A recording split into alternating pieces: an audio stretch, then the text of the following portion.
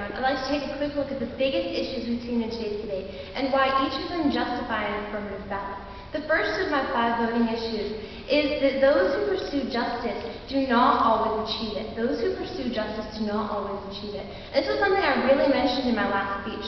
My opponents come up here time and time again and said, we can only look at the good side of the discovery of fact. We can only look at discovery of fact when it's achieving justice. I think not only is this a completely unfair standard, but additionally, like I said in my last speech, it's not true, since people sometimes fail to look at the big picture. The truth is, the discovery of fact does not always uphold rights.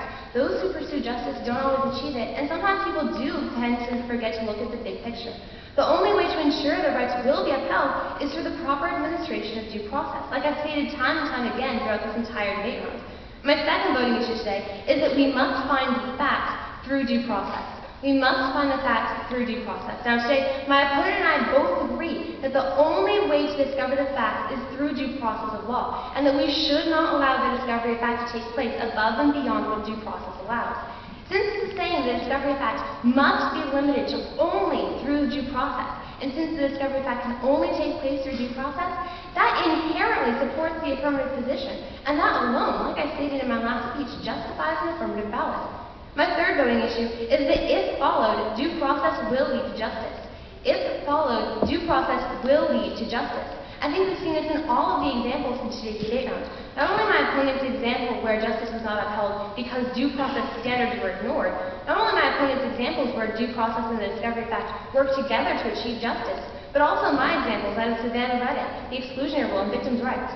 Throughout all the examples provided in today's debate round, we've seen that if followed, due process will lead to justice, and that's a really strong reason to vote for the affirmative today. My fourth voting issue is that human dignity must be upheld. Human dignity must be upheld. Like I've talked about throughout my case, and especially my example of the exclusionary rule, sometimes upholding human dignity not only requires upholding due process, but actively denying the discovery of fact the power to act. It not only requires upholding due process, but actively denying discovery of fact the power to act. Additionally, like I've talked about throughout today's debate round, if taken above and beyond what due process allows, the discovery of fact can and oftentimes will dehumanize citizens.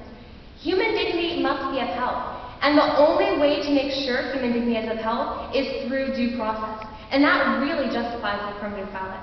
But my last voting issue today is that due process pursues justice for all. Due process looks at every aspect of justice, not only inside the courtroom, but also outside the courtroom, in the means and the ends, for the defendant as well as the victim. Since I've consistently showed throughout today's debate round, the due process looks at every aspect of justice and pursues justice for all, that also justifies the affirmative ballot. And I would strongly urge an affirmative ballot at the end of today's debate round.